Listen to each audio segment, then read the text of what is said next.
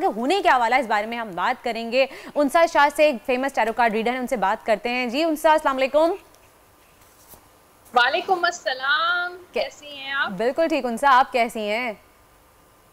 मैं ठीक हूँ अल्हम्दुलिल्लाह। उनसा बताइए क्या नजर आ रहा है आपके कार्ड्स में? कल इतना बड़ा पीटीआई का जलसा हुआ है, उसमें काफ़ी सारी चीज़ें भी कही गई हैं। इनफैक्ट इमरान खान ने तो इस्लामाबाद आने की भी कॉल दे दी है, वेट करने को कहा है। तो आपको क्या लगता है कि इस तरह से इमरान खान साहब जलसे करेंगे और इस तरह से अपनी आवाम के साथ रोडों पर निकल आएंगे, तो आपको लगता है कि वो इतना प्रेशर बना सकेंगे कि इलेक्शन जल्द से जल्द करवाया जा सके?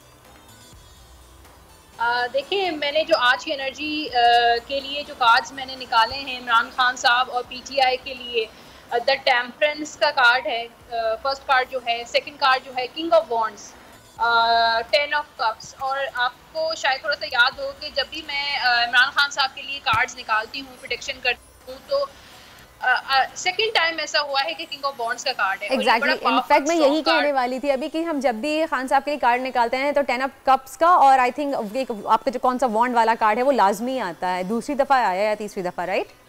आज भी, और ये आज भी ऐसे ही है कि मुझे लगता है कि उनके ये जो रोज बरोज जो है जो सियासी जलसे हैं, सियासी खिताबात हैं, वो बढ़ते जाएंगे जब तक इलेक्शन नहीं हो जाता। मुझे थोड़ा सा, मैं एडवाइस दूंगी खान साहब के लिए कि थोड़ा पेशेंस रखना चाहिए, सारी चीज़ों को बैलेंस करके रखें। जल्दबाजी में जो है थोड़ा सा इमरान खान साहब के लिए ये है कि ये थोड़ा जल्दबाजी में फैसले करते हैं, जज्बाती हो जाते हैं, तो उनको अपना जज्बातीपन और अपना थोड़ा सब्र का मुजाहरा करना चाहिए। बहुत ज़्यादा जो है वो इम्पेशेंस नहीं रखना चाहिए, क्योंकि इम्पेशेंस से उनको नुकसान हो सकता है। अदरवाइज मुझे ऐसा लग रहा है कि कार्ड्स बहुत स्ट्रॉन्ग है, और मैं यही कहूँगी कि जो भी ये कर रहे हैं अवाम, और मकबूलियत जो है वो अवाम में बढ़ती जा रही है पीटीआई की। सही उनसा ये बताइएगा कि कल हम सब जानते हैं, कल एक सिमी ग्रेवाल का एक ट्वीट बहुत ज़्यादा वायरल हुआ था जिसमें उन्होंने बताया था कि इमरान खान के इंटरव्यू में 2006 में उन्होंने ये कहा था कि वो पाकिस्तान के वज़ीर आज़म बनेंगे, फिर हटेंगे और फिर उनको कत्ल कर दिया जाएगा। कल इस बात के बड़े चर्चे हो रहे थे, तो आपको क्या नज़र आता है खान साहब के कार्ड में? क्या इस तरह कोई सितारे उनके भारी चल रहे हैं? देखिए, अभी जो आपने सवाल किया उसी के लिए मैंने कार्ड्स निकाले, 7 ऑफ पेंटिकल्स का। तो ये कार्ड जो है वो एनिमीज, दुश्मनों का कार्ड होता है, बुरी नज़र का कार्ड होता है, नेगेटिविटी का कार्ड होता है। तो चारों तरफ से इमरान खान साहब तो दुश्मनों से घिरे हुए हैं और साजिशें भी नज़र आ रही हैं।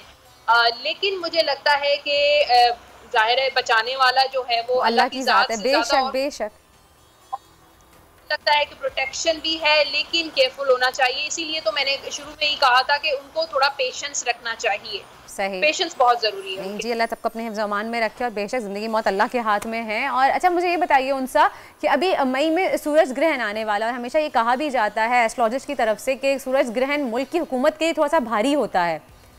तो क्या ये बात हकीकत है कि अभी जैसे भी जो नई हुकूमत बनी है उसको बने हुए हम कहते हैं जुम्मा 8 दिन नहीं हुए हैं, लेकिन अभी भी इख्तलाफात बहुत ज़्यादा नज़र आ रहे हैं। बिलावल भुट्टो नाराज़ हैं, वो लंदन चले गए हैं। तो आपको क्या लगता है आगे सूरज ग्रहण से क्या इम्पैक्ट पड़ेगा हमारी मईशत पे, हमारी हुकूमत पे, करंट हुकूमत जो है?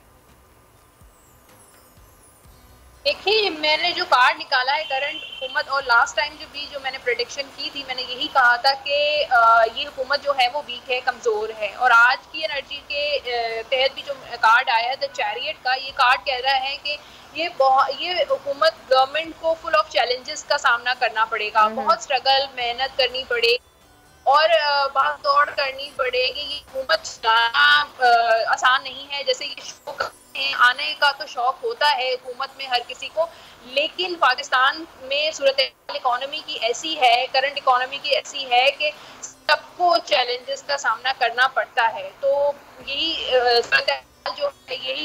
जो है इस गवर्नमेंट को भी चीज़ें फेस करनी पड़ेंगी। इकोनॉमी जो है वो मुझे कोई इतनी मजबूत नज़र नहीं आ रही, और अवाम बात तो ये है कि जब तक अवाम को कोई रिलीफ नहीं मिलता तो हम कैसे कहेंगे कि इकोनॉमी बेहतर हुई है। चलें जी, थैंक यू सो मच उनसा, बहुत। और बिल्कुल सही कह रही हैं, ये तो हम सबको देखने में नज़र आ रहा है कि आवाम के लिए कोई रिलीफ नहीं है। शुरू में जब हुकूमत नई बनी थी तो सबसे पहले ये कहा गया था, काफ़ी शोर हुआ था इस चीज़ का कि भाई देखिए जैसे ही नई हुकूमत बनी है, इमरान खान साहब की हुकूमत गई है, डॉलर कम हो गया है, स्टॉक मार्केट बेहतर हो गई है। लेकिन जैसे ही अभी हम देखें कुछ दिनों से जैसी हुकूमत आगे बढ़ी है और 3-4 दिन से हम यही देख रहे हैं कि डॉलर डेली पर लगा के ऊपर उड़ान भरे चला जा रहा है, उड़े चला जा रहा है और काबू आने का नाम ही नहीं ले रहा है। तो ये सब क्या है, स्टॉक मार्केट का भी हाल कुछ अच्छा खासा नहीं है। सलाह अल्लाह खैर करे, अल्लाह खैर करे। बहुत नाजुक सूरत हाल से मुल्क की मईशत इस वक्त गुजर रही है।